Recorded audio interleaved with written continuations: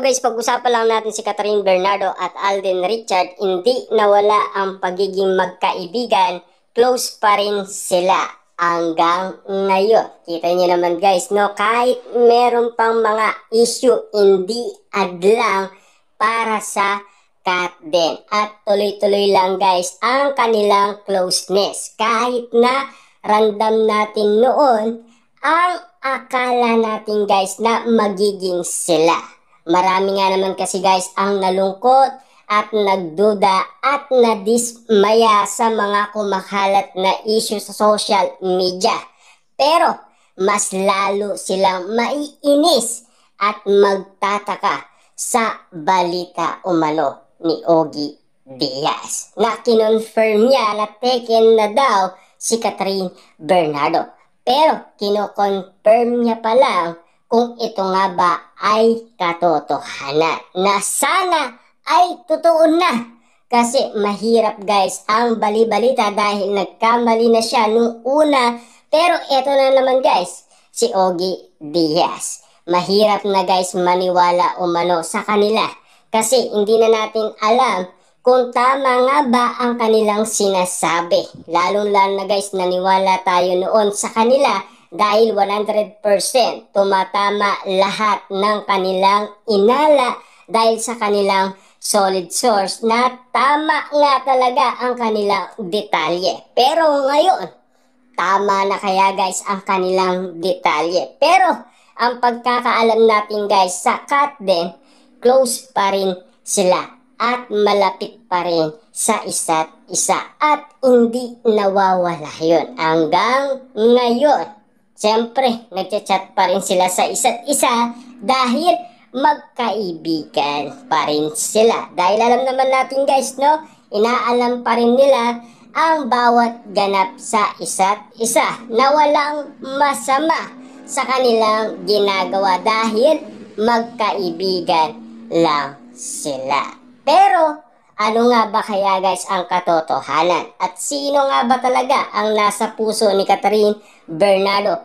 Tama kaya guys ang lahat ng inala ng maraming tao sa puso ni Catherine Bernardo? Na sana guys paniwalaan naman natin kung may katotohanan. Sana bigyan nila yung tamang detalye para naman guys paniwalang paniwala tayo. Kita niyo naman guys, nagkamali si Ogie Diaz. Sabi niya, tropa lang at magkaibigan lang. Kasi malaking bagay na sana yun para sa akin guys, no?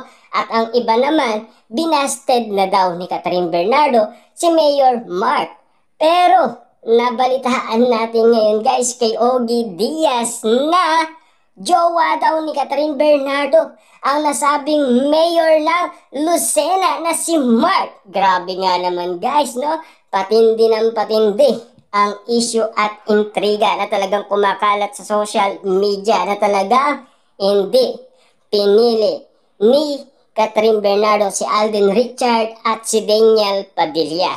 Ang pinili niya ng showbiz nga naman kasi at mayor ng Lucena.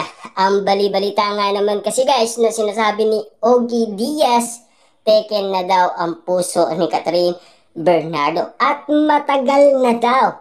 December pa lang guys ay talagang taken na daw si Catherine Bernardo. Na alam naman natin guys, nagkita pa si Catherine Bernardo at Daniel Padilla last December.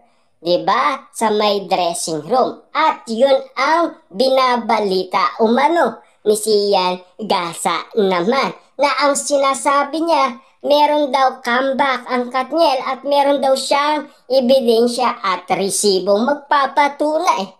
Tama kaya guys ang kanilang mga hula or ang kanilang mga source sa kanilang mga sinasabi. Sabi nga naman kasi guys ni Sian Gasa, isang source pa lang ang kanyang tinatanong.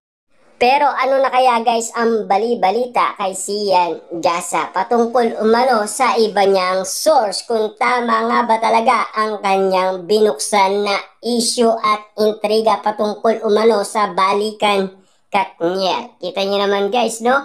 Alden Richard at Catherine Bernardo, hindi nawawala ang closeness nila sa isa't isa at lalo-lalo na magkaibigan pa rin. Kahit na maraming isyong adla, hindi pa rin nawawala iyon dahil hanggang ngayon magkaibigan at tapat na magkaibigan. Ang friendship nga naman nila nagpapatuloy pa rin at hindi nawawala hanggang ngayon. Diba? Kita nyo naman guys, no?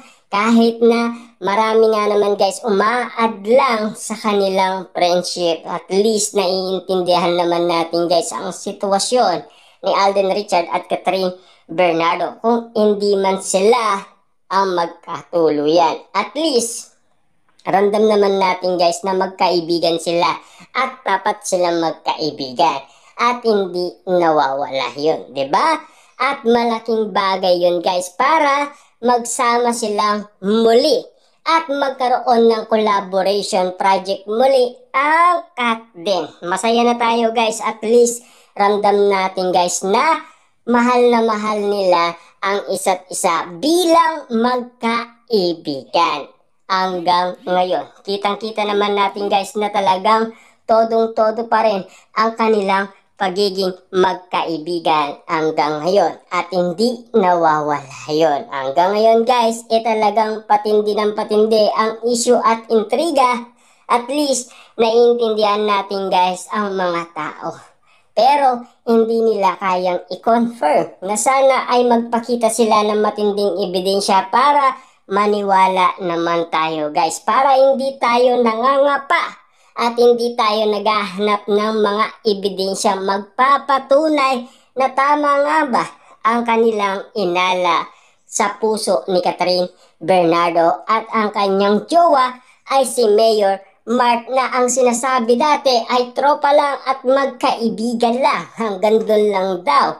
Yun kasi guys ang sinasabi umano ni Ogie Diaz. Pero bakit nag-iba ngayon ang kanyang balita? Ayon daw sa kanyang solid source, may jowa na daw si Catherine Bernardo at matagal na daw. December pa daw. Siyempre, alam naman natin guys, sinasabi niya na pinatapos lang daw ang showing ng Hello Love Again. Na talagang sinagot na nga ba ni Catherine Bernardo ang mayor ng Lucena ay si Mark. Siyempre, tinanong dati guys si Catherine, tropa lang at kaibigan daw.